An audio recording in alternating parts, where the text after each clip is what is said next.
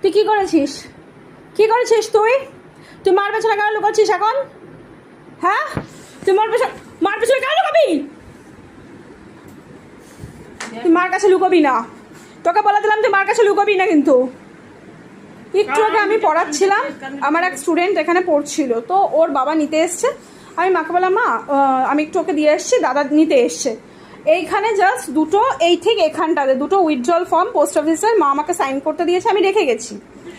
ও কি করেছে, ওই উইথড্রল ফর্মগুলোকে এখানে তো কুচি কুচি করেছে, আমি সেগুলো এইমাত্র ডাস্টবিনে ফেললাম।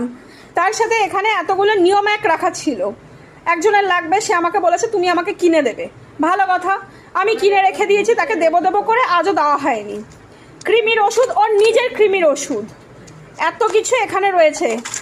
ওর নিজের ওষুধ, এই যে ওর হিমোগ্লোবিন কম বলে ওকে নিজে ওর ওষুধ খাওয়ানো হচ্ছে ওরোফার এক্সটি। ও সমস্ত কিছু নিয়ে ও খাটের উপর উঠে বসে ওই অতগুলো নিয়ম এক খেলে তোর জীবন শেষ হয়ে যেত। এক তো নিয়ম এক বিষ, তারপরে অতগুলোকে বসেতেই খাবি। এই তোকে তোকে তোকে বারণ করেছে, তোকে বারণ করেছে না, তোকে বারণ করেছে কাগজ ছিড়বি না।